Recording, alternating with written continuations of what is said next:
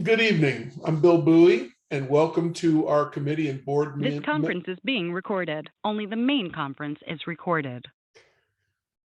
Good evening. This is Bill Bowie. Welcome to our committee and board meetings this evening, May 25th, 2022. I will make the requisite motion so that we can conduct these meetings virtually.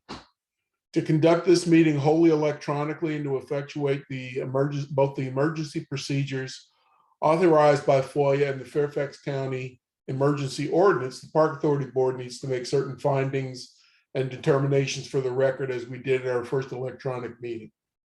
During our meeting, if you wish to be recognized, please raise your hand. And when I recognize you, please say your name. This will ensure that you are recognized and the public knows who is speaking. If you intend to vote nay or abstain on any item, we will need to do roll calls on those votes. Because each member of this board is participating in these meetings from a separate location, we must verify that a quorum of members is participating and that each member's voice is clear, audible, and at an appropriate volume for all other members. Accordingly, I'm going to conduct a roll call and ask each board member participating in these meetings to state your name and the location from which you are participating.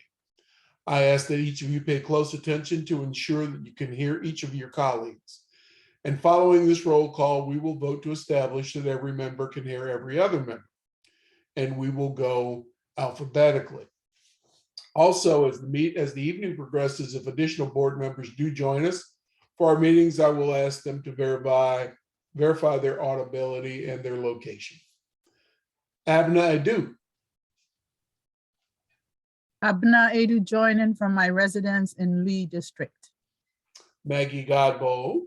This is Maggie Godbold, and I'm joining from my residence in the Sully District.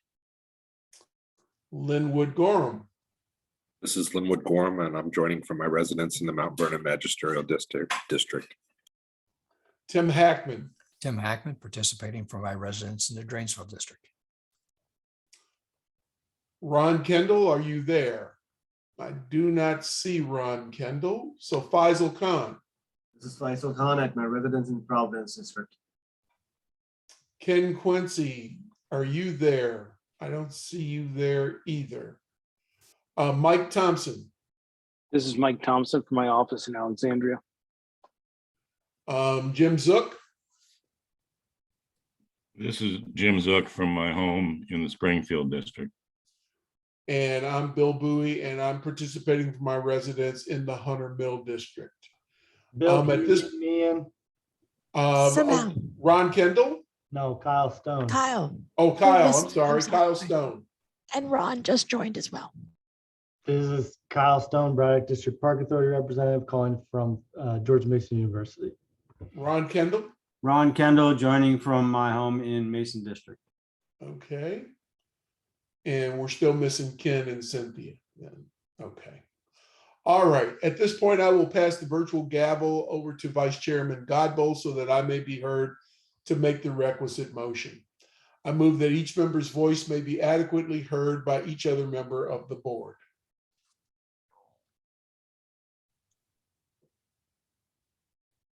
This is Maggie Godbold. You have heard the motion. Is there a second? This is Mike Thompson. I second the motion. This is Maggie Godbold. It has been moved and seconded. Is there any discussion? Seeing and hearing none, all those in favor of the motion say aye. Aye. All those opposed say nay. That motion passes.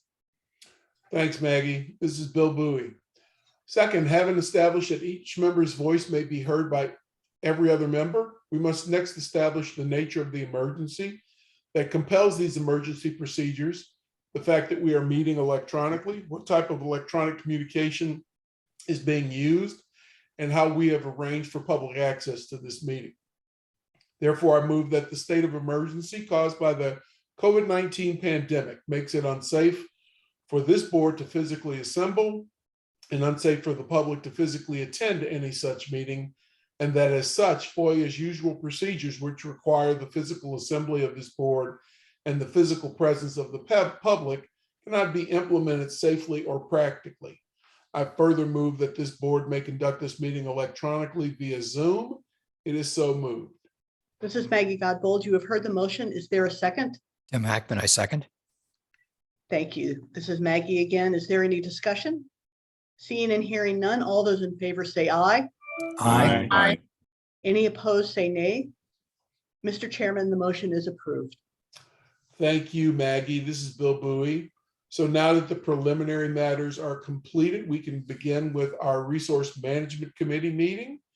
Just a reminder, when you're talking, please state your name, and I will turn the meeting over to the chairman, Kyle Stone. Thank you, Bill. This is Kyle Stone. Would call the Resource Management Committee meeting to order, and wherever you are, John, on my screen, the floor is now yours.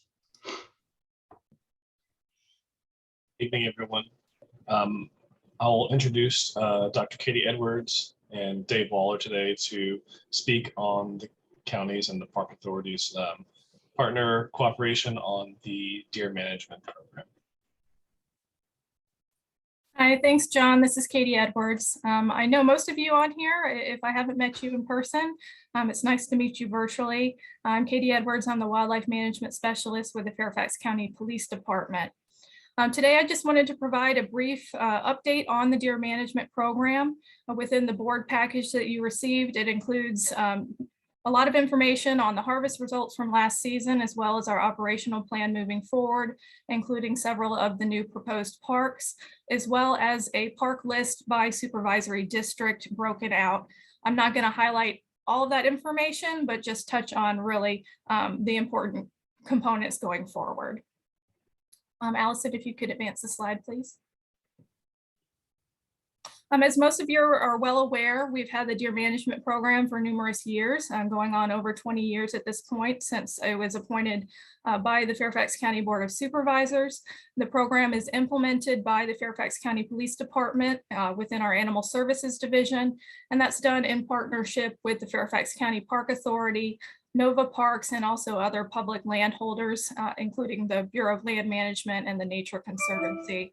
This program was really implemented primarily for public safety back in the late 90s following the first fatal deer vehicle collision, but it's grown and expanded over time to encompass ecological damage caused by deer, as well as looking at health concerns related to public health, as well as deer herd health. You can advance, please. In terms of the harvest from last year, this is just a snapshot really of our summary from last year's program. Within the deer management program, we had herd reduction activities that took place at 99 parks that are owned or managed by the Fairfax County Park Authority. In total, we had 775 deer that were harvested, including all properties, non-FCPA properties as well. But specifically on county parkland, 636 deer were harvested. 587 of those deer were harvested through the archery program, and 49 deer were harvested through sharpshooting operations conducted by the police department. We had 545 volunteer archers donating their services of about 38,000 hours for hunting and scouting hours contributed to the program last season. Archery continues to be the primary management method that we have here in Fairfax County. It's the most cost-effective since it does rely on volunteer hunters, and it's the most successful at reducing the herd, representing 94% of the total program harvest last season. If you could please advance.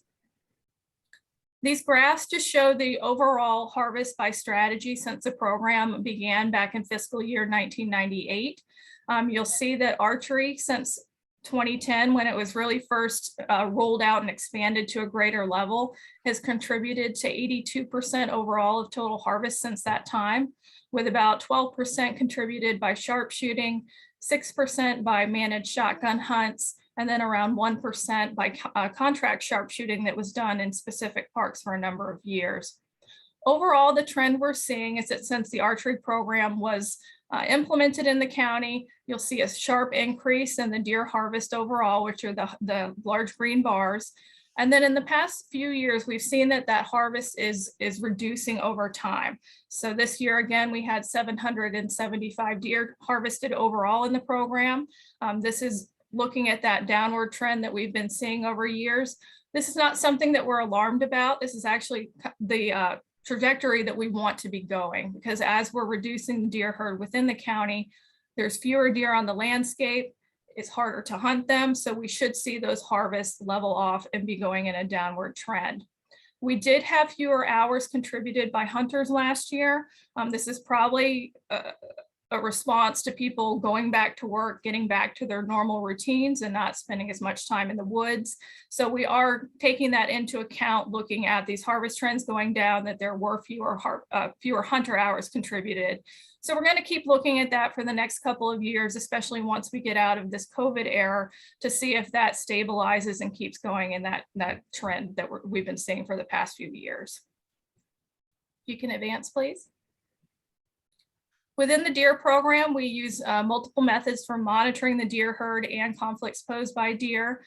Within the Park Authority, ecologists, Dave Lawler in his position, conduct browse impact surveys to look at the impacts of deer on native woody vegetation in the parks. They have established 542 permanent vegetation plots within 61 of the county parks. And last year, 208 of those browse plots were surveyed by park ecologists with the Fairfax County Park Authority. Prior to this year, these surveys were done usually at about a 5-year interval. We've been speaking, and Dave is trying to actually implement these at more of a 4-year interval, so sampling more plots each year so that we can get that baseline data and look at those trends over time at a quicker interval. We're also conducting deer density camera surveys in the parks. These are done in late July and August of each year to really give us an idea of the overall trend, looking at deer density within specific parks. So we're using these data just to look at trends in the deer population over time and not making any specific management decisions regarding harvest levels or bag limits related to those surveys. In August of 2021, we conducted camera surveys in 25 parks, which included 36 camera stations. And we've tentatively planned to do surveys in another 15 to 20 parks, or another 35 to 45 camera stations in the upcoming summer in August. I don't have it included on here, but we're also collecting data related to deer vehicle collisions within the county. Most of these data is provided through reportable collisions from police records that are saved within the traffic reporting electronic data system. These involve reportable collisions that result in extensive property damage, injury, or fatality. So we are collecting those data for collisions involving deer, and those are also on a downward trend, with those being decreased over the years. You can advance, please. For next year's program for FY 2023, we're not looking to make any major changes in terms of operations, with the exception of adding several new parks for the archery program. The archery program will run the same length of season that we currently have. The dates for next season will be September 10th through February 18th. Hunting is allowed in the parks Monday through Saturdays during legal hunting hours, which are set by the Virginia Department of Wildlife Resources. In terms of the new parks that we're looking to add within the Braddock District, we're looking to add Country Club View Park and Fairfax Villa Park. Within the Hunter Mill District, Old Courthouse Spring Branch Stream Valley and the adjacent Raglan Road Park. Within the Lee District, Groveton Heights Park, Loisdale Park, and Ridgeview Park. And within the Mount Vernon District, Grist Mill Park, Paul Springs Stream Valley, and Kirk Park, only small portions of those parks which are adjacent to each other, and Pole Road Park. In the past, we've conducted managed shotgun hunts, most recently within the Sully District in the Elk Lick Preserve area. Due to low harvests and just the intensive staffing that's required for those hunts, we've transitioned that area to archery, so we will not be conducting shotgun hunts in the upcoming season and fiscal year 2023. If you can advance, please. We will be conducting sharpshooting operations. These are conducted by sworn police officers with our police department, and these are conducted at night when parks are closed to the public. We conduct these usually between mid-November and mid-March, with several nights each week dedicated to sharpshooting. Within the program, we are not looking to add any new FCPA parks to sharpshooting, but we'll be retaining parks that have been in the sharpshooting program in prior years. We are looking to add one park that's owned by Nova Parks, but that's the only change regarding the sharpshooting program. We have planned sharpshooting operations within Bryn Mawr Park and Turkey Cock Run Stream Valley, Franconia Park and Monticello Woods, Frying Pan Farm Park, Green Spring Gardens, and Huntley Meadows and Doe Creek Stream Valley. These sharpshooting operations at Huntley Meadows and Doe Creek will be in a late season following a shortened archery season. We've conducted that similarly in the past couple of years and have really been able to increase the harvest of deer using the combination of those methods. You can advance, please. In terms of public notification, we try to be very transparent with the program. We're using multiple methods to really get the word out about the program and be able to answer any questions or concerns that residents in the county have. We mail notification letters to property owners that immediately border approved parks. Over 23,000 letters were mailed last year. This includes residences that fall within 200 feet of parks included in the archery program and within 500 feet of parks included for sharpshooting. Letters will be finalized once we have our park list approved. They'll be signed by the chief's office, and then they'll go out to the print shop and postal service in July so that people receive these well in advance of the program starting in September. We also put together a narrated webinar, which is essentially the presentation I have given in the past to public information meetings. This has a voiceover. It's recorded and posted on the Deer Management Program website in August and remains up year-round so people can access that as a resource. Our staff are also available at any time if we start receiving concerns and a lot of questions from neighborhoods. We're always willing to go out and meet with HOAs, with community and civic associations, or meet with individual neighbors and walk the parks to discuss their concerns. So that remains an option if we start to hear concerns related to the program. We issue different press releases throughout the year, county blogs through the police department or Office of Public Affairs. We've put together several videos related to the deer management program through Channel 16, which are also shared on the Fairfax County YouTube station. We obviously also have a deer management program website, which includes a lot of information and links regarding the program, as well as data that will be posted following each season.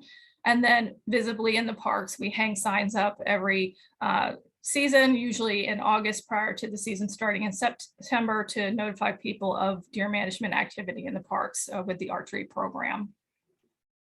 You can advance, please.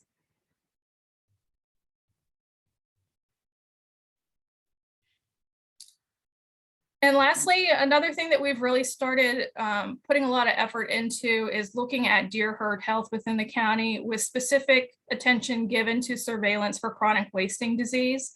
Chronic wasting disease is a fatal infectious neurological disease affecting deer. It has been detected in Virginia since 2009, with 134 deer testing positive for CWD since that time. Currently, Fairfax County is not included in what we would call a disease management area. We currently have no confirmed positive deer within the county, but it is a concern because we do have confirmed positive deer in nearby localities, including Loudoun and Fauquier counties, even with new positive reports just this past deer season. Because of the potential for this disease to spread into Fairfax County and affect our deer herd, we've taken proactive measures over the past couple of years really to enhance surveillance by working jointly with the Department of Wildlife Resources. To do this, we've established freezer stations that are put up temporarily in several parks, including Burke Lake, Lake Accotink, Lake Fairfax, Grist Mill, as well as the Area 5 maintenance shop, where hunters can deposit portions of the deer for us to sample and send that off for testing for chronic wasting disease. This method has worked very well and has been very successful over the past couple of years. Last year within Fairfax County Park Authority parks, we were able to sample 195 deer, including 100 bucks and 95 does at 54 of the county parks.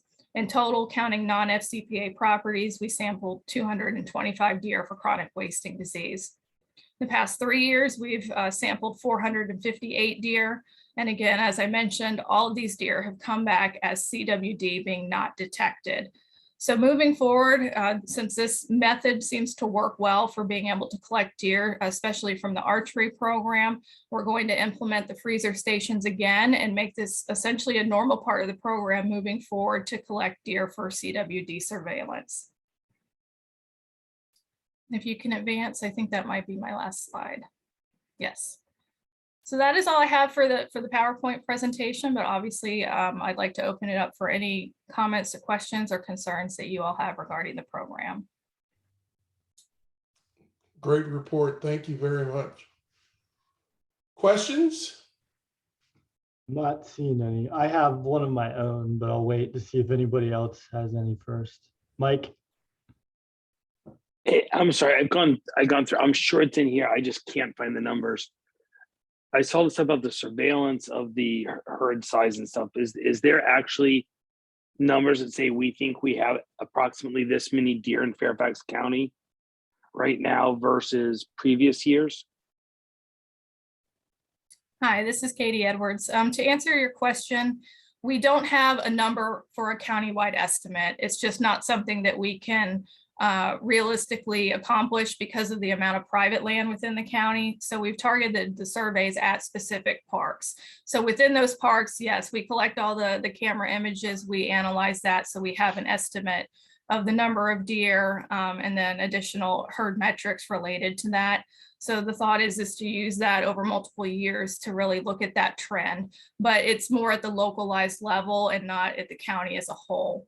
So in parks where we have had deer management for consecutive years and have that data, we are seeing a downward trend. We also collect information from the hunters in terms of deer observations. So we're able to monitor that as well if they're seeing fewer deer.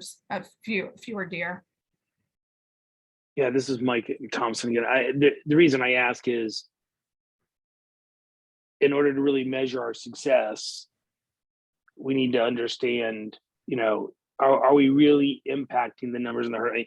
My recollection, and this is, you know, years and years and years ago, Cindy Walsh was doing resource management stuff, and I sat in some public meeting way back when, and it was basically the deer are moving invasive species all over the place. They come in like vacuum cleaners and just destroy the property, all this stuff. And we were just, I mean, my recollection is tens of thousands of deer above and beyond where we thought we should be. And so I'm all for everything we're doing. I'm just wondering if we're doing enough. I mean, if we're really impacting the situation to get the population down to where we need it to be. Certainly, and this is Katie Edwards, and I coordinate with our state wildlife agency with the Department of Wildlife Resources. So they include also information on hunting on private property. So the county is obviously a piece of the program, and then there's hunting on private lands as well. So in coordinating with them and talking to them, I mean, it looks like we are going in the right trajectory of reducing the population or at least stabilizing it. Is it as low as we need it to go? I don't think we're there.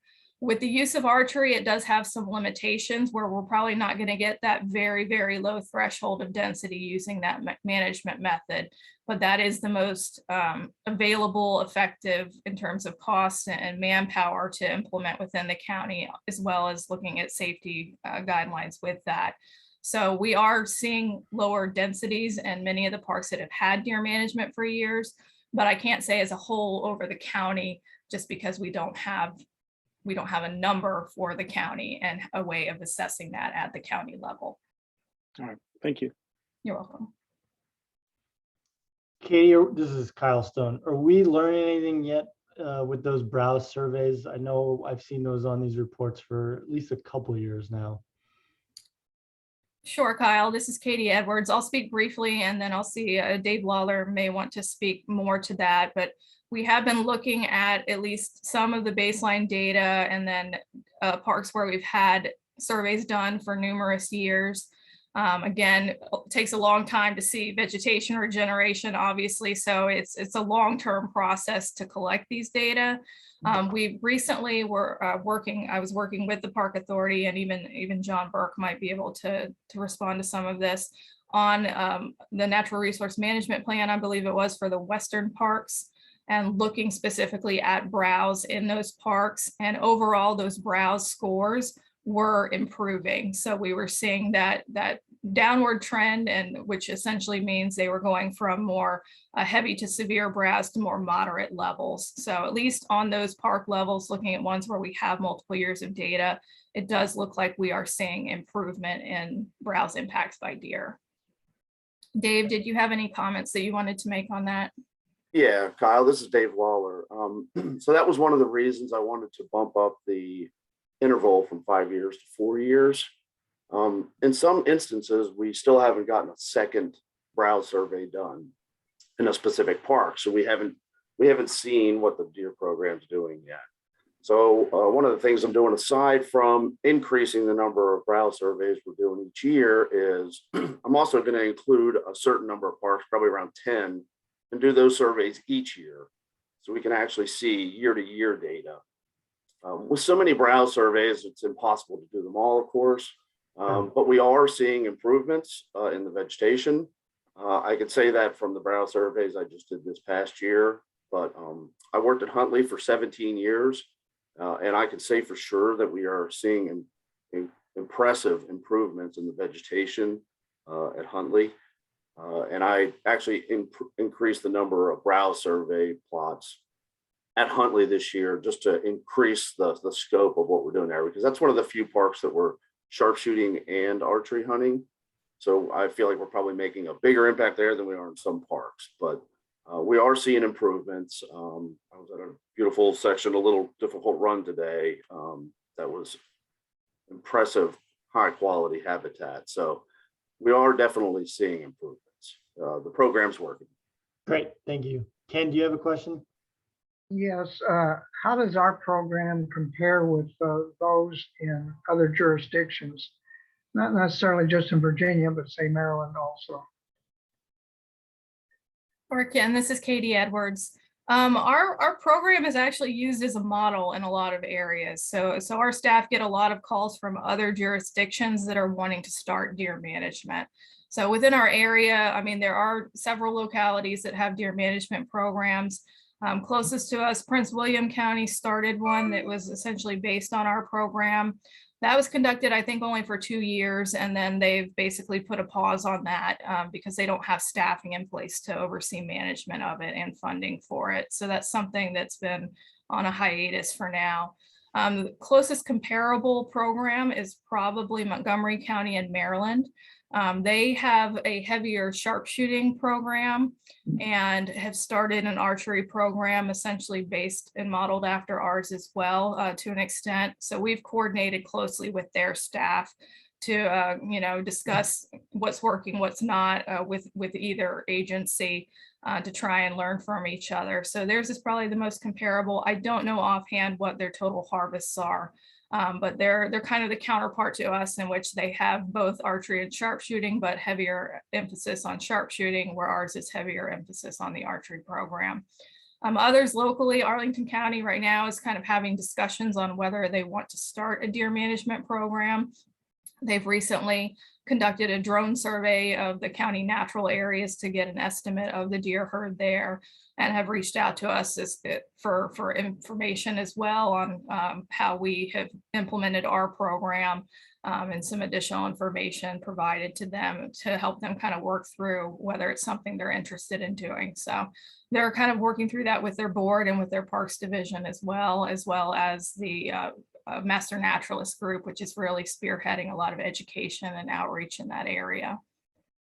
Again, we're the leader. Thank you.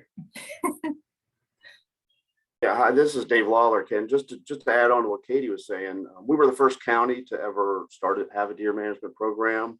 We were the first county to get a DPOP permit and actually start reducing herds in the state of Virginia. So undoubtedly, we have led the charge in deer management in this whole region. And as Katie mentioned, everybody's kind of asking to copy us. So yeah, we're leading the charge for sure. Yeah. All right, Mike, we'll take you and then we'll wrap up. Yeah, just real quick.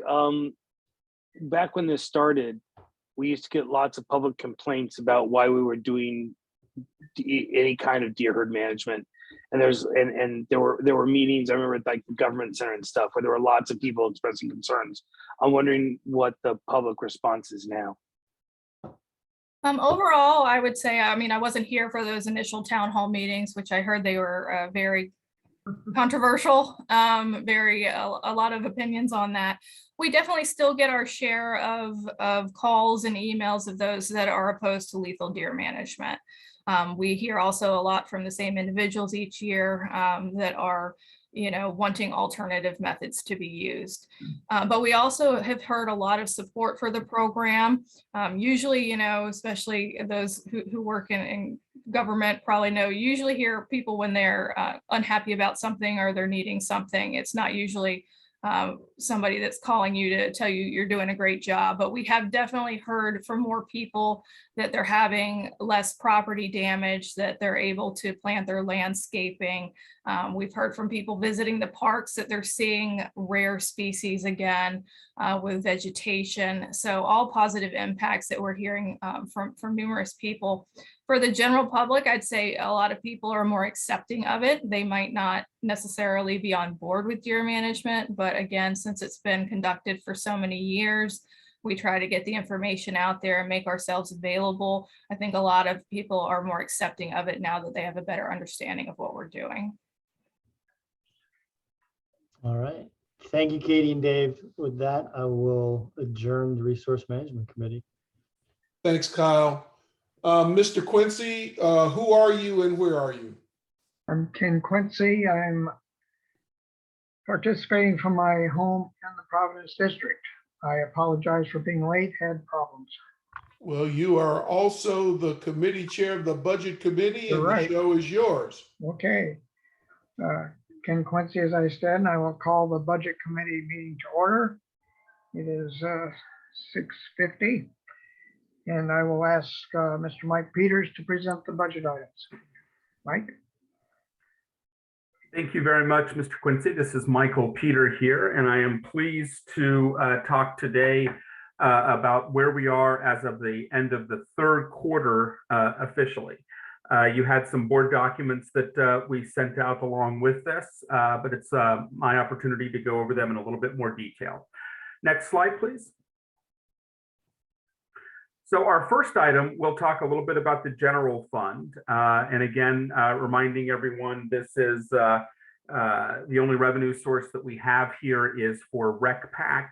And then the rest of the funding comes from the Board of Supervisors and supports our general parks, maintenance, et cetera. Next slide, please. So as of the end of the third quarter, excuse me, you can see in the column under FY22 marked actuals that our revenue at this point in time was a little bit over $47,500. Again, that's for RecPac. That has been adjusted up by the Department of Management and Budget as we are projecting additional activity as RecPac spots have opened up. You can see then also our merit salaries are at $14.2 million. We're right on track with where we should be throughout the year. We've had some adjustments to our capital equipment items here, and that's purely for some accounting reasons. We have been purchasing capital equipment both on the general fund side and on the revenue fund side. And we have also, you can see, we're at about $2 million in terms of our recovered costs or our work performed for others. So at this point in time, we have expended about $18.4 million, or roughly about 2/3 of our budget, which is again expected at this point in time. And we are projecting to expend all of our general fund allocation this year. Next slide, please. Next, we'll talk about the revenue and operating fund, and I'll show some of the charts that we've discussed in the past. If you could please go into the next slide. So here, so we can get a sense of how each one of our major activity areas are doing, you can see that as of the third quarter, we are at a net positive for our rec activities, net positive about $1.8 million, $2 million for our rec centers, almost $1 million for RMD, $2 million for golf, and then admin you can see a pretty large net positive here, but remember at the beginning of the year, we did transfers in, much like we had to do last year, to be able to chip away at the negative fund balance that we had as a result of COVID and as a result of what we needed to do to shore up our expenditures. Overall, though, you can see that we are doing very, very well as of the third quarter. Revenue of $39 million and expenditures of $29 million before any debt service or transfers out. And this trend is continuing. So we are projecting that we will be back into the positive, and we will be able to take care of our first priority, which is to repay our revenue stabilization fund in the sinking fund that we were allocating to help get out of that hole over the past several years. Next slide, please. So just to compare, these are our revenue trends, and you can see that we're looking at FY18 through FY 2022. And revenue has been trending at or above our historic levels. You can see in the first quarter, that far right kind of yellowish green is FY 2022. That is right at about the revenue levels for FY18. Shot through the roof in the second quarter, and that was primarily due to opening up our classes. That's also when we're having several pass sales, and we continue to see our golf performance going just as the same trend that we saw in the previous year as well. Third quarter as well, revenue is performing very, very well compared to previous non-pandemic years, but then certainly it appears that we are well on the way to recovering from the pandemic year as well. And that is due again to strong performance in our outdoor activities. And as we were going through the year, seeing that we could open capacity more, we've seen historic levels of our camps filling up very quickly for this summer. And lots of positive revenue trend here on our revenue fund side. Next slide, please. Expenditure trends. So that net positive that we were talking about there just a little while ago, you can see, especially in the first quarter here, that we kept expenditures low. And in that first quarter of the fiscal year, that was really based on uncertainty in terms of what the future was going to hold as far as the pandemic was concerned.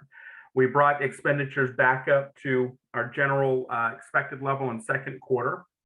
They've been still relatively low in the third quarter, and we will expect them to go back up in the fourth quarter as we're preparing for summer camp. But overall, our staff have been doing a phenomenal job in terms of trying to do as much as possible while keeping expenditures as low as possible. But we also recognize that this is not a trend that can be supported in perpetuity, that they've really responded to the pandemic as we have throughout the entire cycle here. And we'll continue to see investment going up to our regular levels in fourth quarter and beyond. Next slide, please. So when you combine all of this, this shows our net revenue. And this is the part that's really exciting. Say in the first quarter, you can see as expected that we would have a negative net revenue there.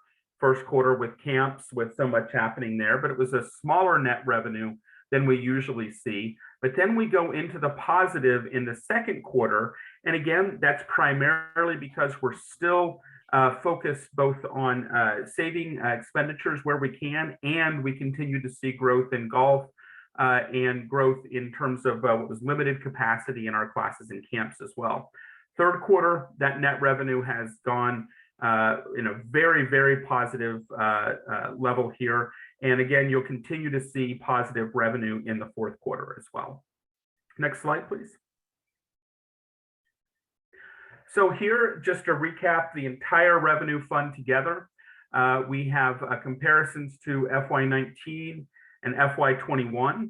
And you can see that those net revenue numbers in each of those years, as of this point, they were negative net revenue. Our current budget shows that we would be ending the year at about $3.2 million in the positive.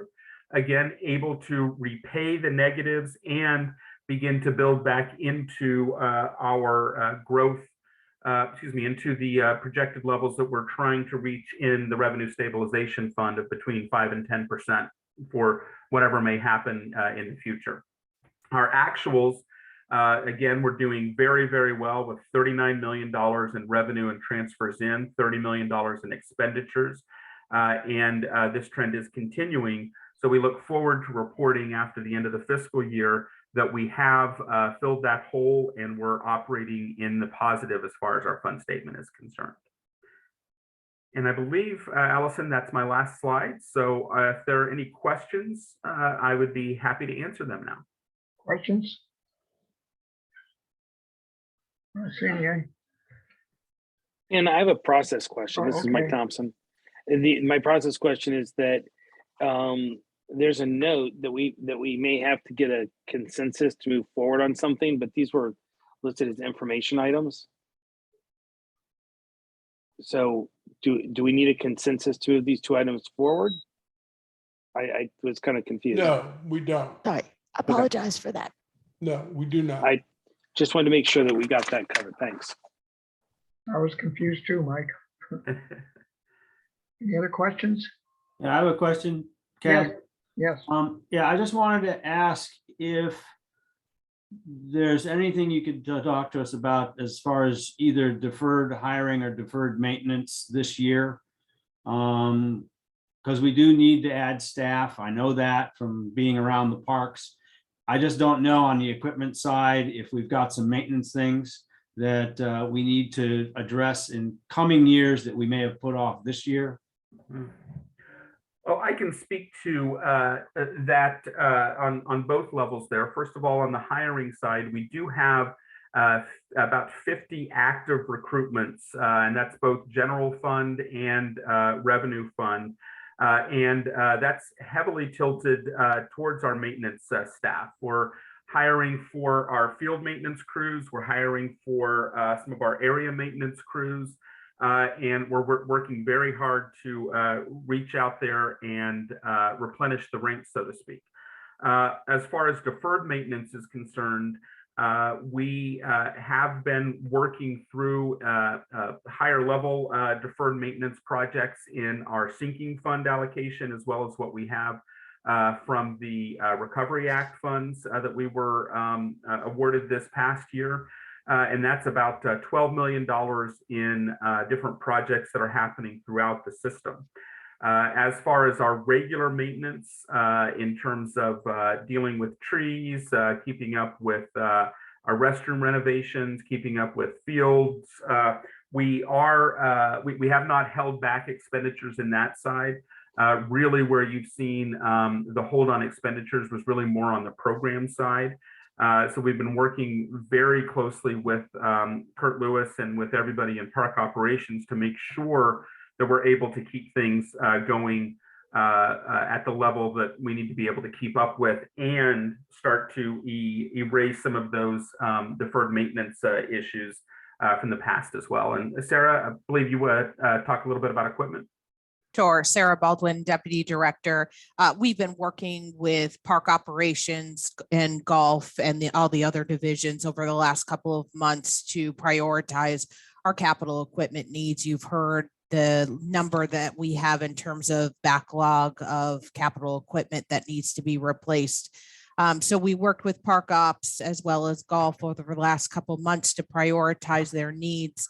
I believe we are purchasing close to $600,000 in capital equipment for golf, and about the same for park operations. So we're slowly chipping away at our deferred maintenance in terms of capital equipment. And we'll continue to look at needs as we enter the next fiscal year. Hopefully we'll have some money at carryover that we can use towards additional capital equipment purchases. The biggest challenge right now is capital equipment is actually getting the equipment in. We ordered equipment about a year ago that we have not received yet. So it's a bit of us not having funding to be able to purchase a lot of new capital equipment, but a large piece of the challenge with capital equipment right now is just not being able to get it because of supply chain issues. Okay, Any other questions? Okay, we're about out of time, so thank you, Mike and Sarah. I will now adjourn the Budget Committee. Thank you, Mr. Quincy. And I think we have Dr. Carter. Dr. Carter, who are you and where are you?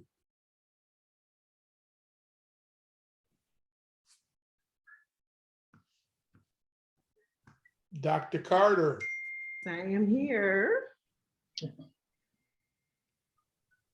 So And I am joining the meeting tonight from my residence in Lee District. thank you very much. I appreciate it. And with that, I will call the Park Authority Board meeting to order. This is Bill Bowie, and we always start our meetings with the public comment period. Judy, do we have anybody signed up this evening? This is Judy Peterson, Public Information Officer, and no, we have no one signed up. Thank you very much. So with that, we will go on to our administrative items. Countywide admin item number 1 is the adoption of the minutes of the May 11th, 2022 Park Authority Board meeting. This is Maggie Godbold. I second your motion to adopt them. Any discussion? All those in favor say aye. Aye. Any opposed say nay. That motion carries. In action items, action item number 1 countywide is the Park Foundation FY 2023 fundraising projects. And that's with a presentation from Bobby Longworth. And so I will ask Bobby to state her name and present the item.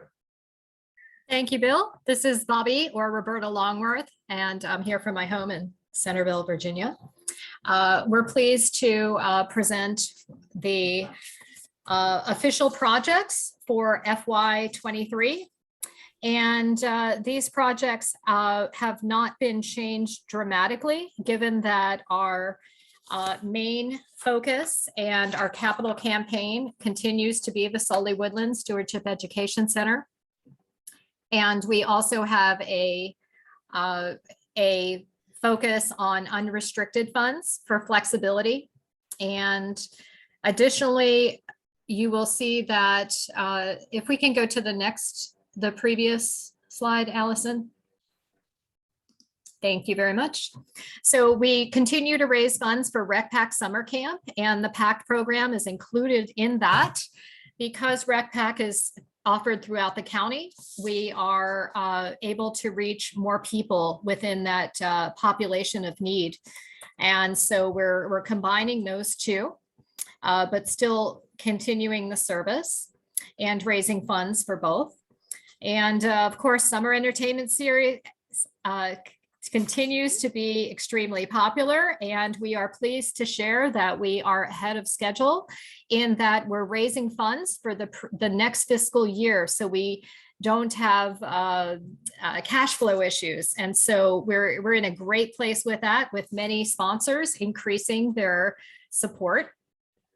And of course, we're leaving availability for festivals, fairs, and events as these continue to be offered in person, thankfully. Okay, the next page, where we started, great. And so in addition, land care and preservation continues to be supported through trails, open space, and ever popular bench and tree memorials. They continue to increase. We also have environmental support, and these are inclusive of the Lazar Family Fund for long-term investment of future natural resource. In the more near term, we also raise funds for Meaningful Watershed Educational Experience and IMA, the Invasive Management Area Program. So all that continues. Additionally, we're reaching out to encourage equitable access. We're keeping in mind the One Fairfax policy and other initiatives of the Park Authority. And we'll raise money for the class scholarships and also adapted recreation and other access in that respect. So with this fundraising target, we are actually, I think it is realistic yet optimistic, and we are increasing that amount. And And looking forward to exceed. There are always surprises mid-year, and we're also open to accepting any opportunities and playing the matchmaker for any other wonderful programs of the Park Authority should a sponsor or major donor come forth.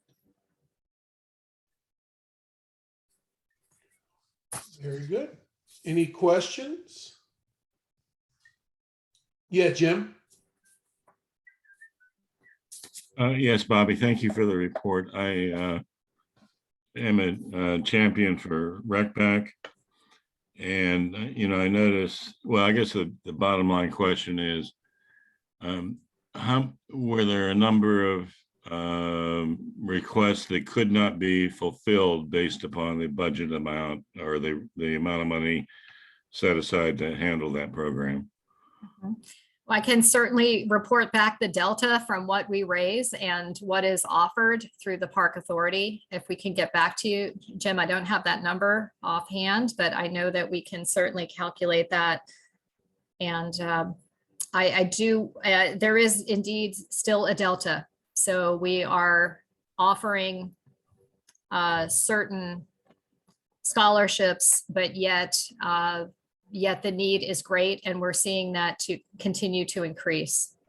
And I would, thank you. I would just offer to my colleagues that when we're considering One Fairfax, that just in my mind, this is a program that does reach out to those who actually have a need. So I'd be very interested in how we can supplement, or what the current situation is with regard to funds available to meet the current demand that's in our community. Sure, there's always more that can be done, and we look forward to being a partner with you on that. And Jim, I hope this isn't going to be embarrassing, but I do want to thank you for your personal donation as well. Yeah, thank you. Thank you. And I'd like to thank everyone else on the Park Authority Board who has helped with these projects or other special projects that have come about. It's greatly appreciated that you share your time and talent, and also your treasure. Thanks, Bobby. Is there a motion to move this forward or to approve? My name is Cynthia Jacobs Carter, and I move that we approve the FY23 Park Foundation fundraising project list. This is Tim Hackman. I second. Any discussion? All those in favor say aye. Aye. Aye. Any opposed say nay. That motion carries. Thank you, Bobby. Appreciate it. All right, on to information items. Information item number 1 countywide is the Fairfax County Park Foundation FY 2023 meeting dates. Countywide information item number 2 is the update on the park operations projects from January to March 2022. Information item number 3 was the Planning and Development Division quarterly project status report. And information item number 4 was the deer management plan, which we had a report on this evening. On to Chairman's Matters. First and foremost, thank you to Judy and the team and the awards team for a great event at Frying Pan last Friday. The hoedown was very successful. Thank you to the board members that were able to drag themselves out in the heat and partake and participate in the events. It was well attended. I've gotten a couple of notes from that. We met some really strong advocates for parks that are looking to do more. So again, thank you to the staff and everybody that participated. I'm glad that Katie came back on. The amazing number that I saw in the deer management report, outside of everything else that we talked about, was almost 38,000 volunteer hours, which is absolutely incredible. So again, thank you, Katie, to you and your team and the natural resource management team for putting these folks together. I mean, that you just can't put a value on that type of volunteer effort that we have. So thank you, and our volunteers continue to amaze us. June 4th is Trails Day. For those of you that participate, there's a number of events going on. So make sure that if you don't have a schedule of events, we can certainly get those out to you. Again, the budget meeting and the revenue report was absolutely spectacular. Kudos again to staff. The hole that we were in a year ago was unbelievable, and what we've come back to and exceeded what we've done in the past is absolutely nothing short of remarkable. So congratulations, Jay, to you and the executive team and the entire Park Authority staff for putting a tent around this circus and making it happen, because it's nothing short of phenomenal what we've done with some really constrained times. So thank you very much. Last thing I want to note is there was an item yesterday that passed at the Board of Supervisors meeting, and Ken Quincy will be able to relate to this, where the Board of Supervisors has teamed up with the school board, and they have decided that they're going to go in jointly and build bathrooms at all of the stadium fields in the high schools. That was something that Megan McLaughlin certainly tried to get our attention on during the days of the synthetic turf test survey report. And she continued her lobbying, and it was successful yesterday. Even more so, I loved it that they did it in the name of One Fairfax and equity. So for those of you taking notes, I know that all of us that represent areas of the county and our parks continue to hear complaints from our park users about the lack of bathroom facilities. So I think that we need to get creative in our storytelling, because we also have the exact same issues, and we know that it is not an inexpensive task to install those bathrooms. So with that, I will say that I'll turn it over to Jay. Thank you, Jay Cole, Executive Director. Thank you very much for your kind words. I think that all the staff did a phenomenal job. This year, I joke around about how they're like accountants and they only work the budget for, now, and then they get to relax for 10 months. But in reality, we're starting next budget cycle. So there really is no rest for the weary. And we're looking forward to some great things. So I want to start off by echoing what Bill said, and I will not talk about it. I'll just, Allison, if you can pull it up, a little video from our volunteer. So we've been having the Ellie Doyle Awards for many, many years, and it's kind of constrained. And so we kind of asked staff to put together an outdoor event where everybody could come and participate so we can enjoy and say thank you for all of the great things that you do for the park system and for the citizens of Fairfax County. Our park system would be nowhere without you folks. So we just wanted to take a little time, give you a drink, put some food in your stomach, and take an opportunity to go around and say thank you for all of your efforts. You know, if we've learned anything over the last 2 years, we've learned that our parks also serve as mental health professionals, de-stressors. You know, they're not just the physical recreational components that we once thought of them in. I make it a passion of mine to get out to as many parks as I possibly can. And almost every single one I go to, I run into a volunteer. And I think the core of volunteers that we have is just such a treasure. But frankly, our parks couldn't operate, literally, without the volunteers who come forward and help in so many different ways. So this event is about you and also your families. I know for many of you that's a team effort, but thank you all so much for what you do for Fairfax County and particularly for the Park Authority. We would like to say thank you. Never doubt that the time and effort and energy and expertise is appreciated. Whether you all plant a tree, sponsor a bench, give a car, or make a monetary donation, never doubt that you are truly, truly appreciated. Thank you for joining our mission of the Park Foundation to support the beautiful parks that make a difference to so many in this county. Thank you. We love you all.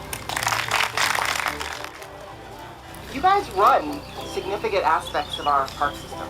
I say all the time about our volunteers, if everybody here decided that they just wanted to go on a cruise and just, you're too tired, you don't want to do it, I couldn't do what I do. Your effort and your passion for what we do really does build a park system. I have 5 rules of work. I'm not going to bore you with the 4 of them, but my number 1 rule of work is show up. Show up for yourself, show up for your family, show up for your colleagues. And volunteerism is the number 1 way that you guys are all showing up for your community. So I just wanted to say thank you so much. I really appreciate everything that you guys do, and I hope to meet you guys all individually again.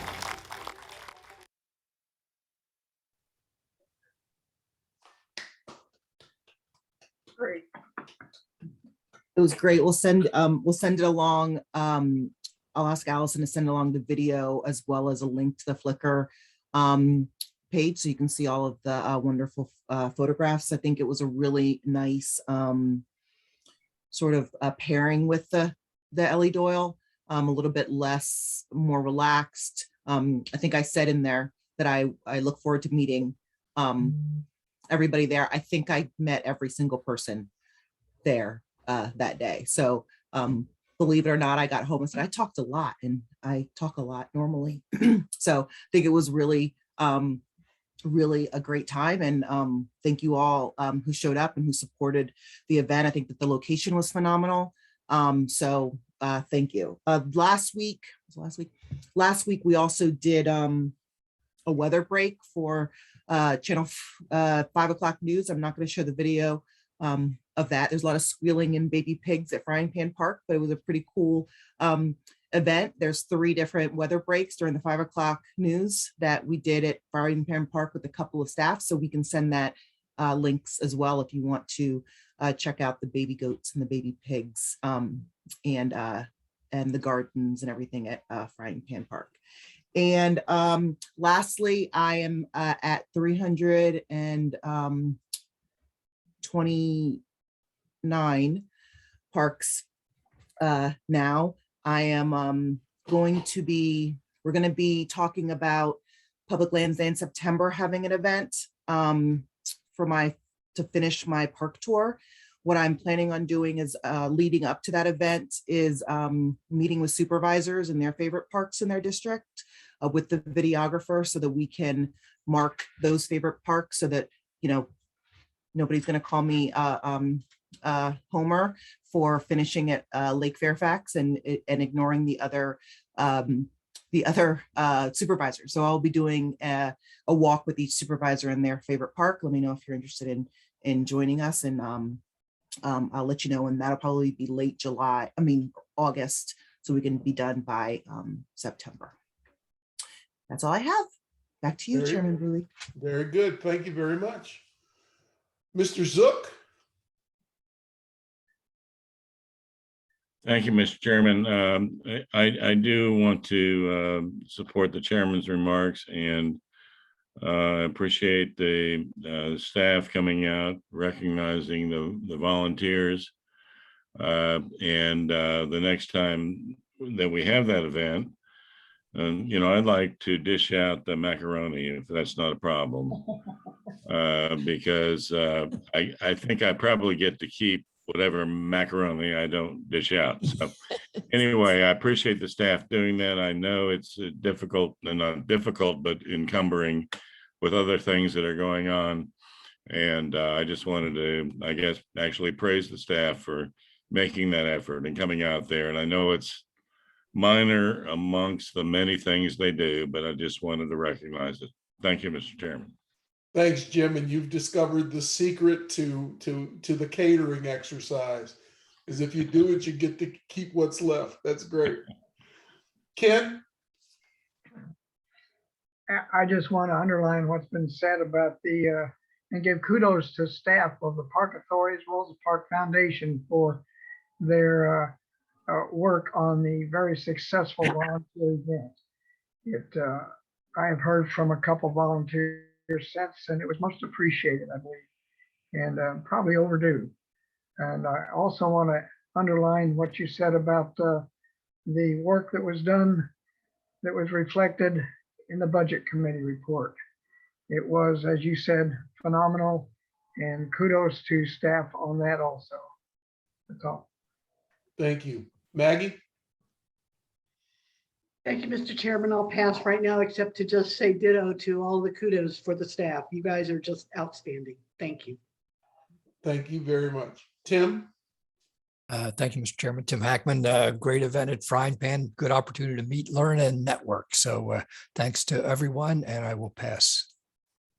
Michael? Yeah, it is. I actually have some sad news to report to folks. Many of you may have known Steve McLaughlin. He was the Providence rep on the Athletic Council for almost 3 decades.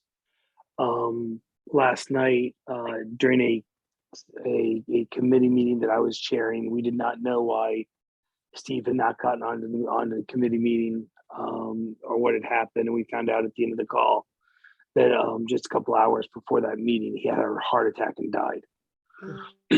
Steve was active in the community, like I said, for over 30 years, serving on the Athletic Council, literally for almost 3 decades, and was an important leader in the athletic community and in the community overall. He was on vacation with his family and was due to retire from government in July. I will make sure to let folks know if any of the arrangements or anything else like that, but I think Steve was actually on that turf field task force. I know that he was certainly involved in getting those turf fields in place, but don't know a whole lot of details since it has just happened. But I just want to let everybody know that that had occurred. Thank you. That is sad news. Worked with him for many, many years on the Athletic Council as well as the Park Authority Board, and he was a good guy, always looking out for the kids in the organizations that he represented. So certainly, you know, my heart and prayers go out to Steve and his family. Ron?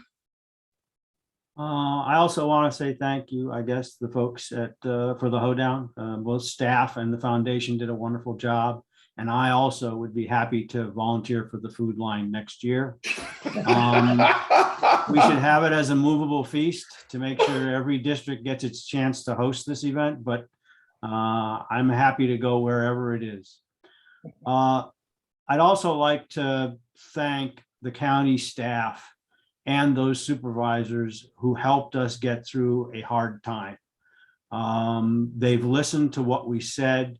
And even though we might not end up getting everything we think we should get, I think we've gotten to a better place with them.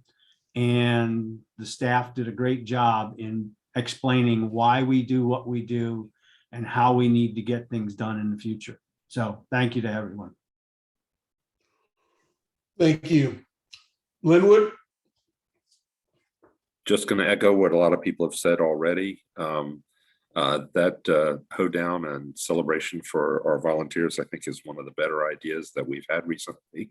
It was executed absolutely wonderfully by staff. I really enjoyed the venue, and Whereas I'm not discounting what Ron said. I'd love to have it there again. I just thought it was just absolutely the perfect place. And I think I can say that knowing that it wasn't right around the corner for me. I have made known to Bill and Jay that I would change one little thing about the picnic that I'm not going to mention on the record. Duly noted, Linwood. Got it. And we did minimize that, but thank you very much. And thanks for you and your wife for coming out. It was great. Kyle? Nothing for me, thank you. Cynthia? Yes, big congratulations to Jay, the staff, to Bobby and your staff. You all have had such a stellar year and so far, and I know it's going to be even greater as we go along. This has been really wonderful. I just also want to thank everyone for all you're doing regarding the Ellie Doyle Awards, and we are looking forward to moving that right along. And that's all I have. Thank you. Great. Abena? I wanted to echo the thanks to staff and everyone who's been working really hard. And I wanted to express my sorrow that I missed out on a good party because I had to be at graduation. But thank you, everyone. A professor's got to do what a professor's got to do. Faisal? Well, kudos to the staff for all the great work as usual. And with that, I'll pass. All right. We will now go into closed session. This is Mike Thompson. I move the Park Authority Board recess and convene in closed session for the discussion and consideration of matters enumerated in Virginia Code 2.2-3711 and listed in the agenda for the meeting as follows. The discussion or consideration of the acquisition of publicly held real property for a public purpose or of the disposition of publicly held real property where the discussion in an open meeting would adversely affect the bargaining position or negotiating strategy of the public body pursuant to Virginia Code 2.2-3711A3, specifically related to updating the Park Authority Board on property that was added to the work plan.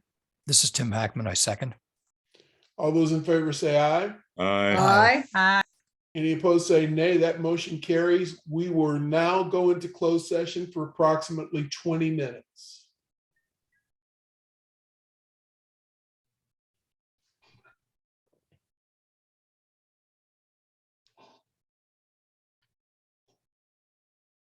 This is Mike Thompson with the Park Authority Board. Return to open session.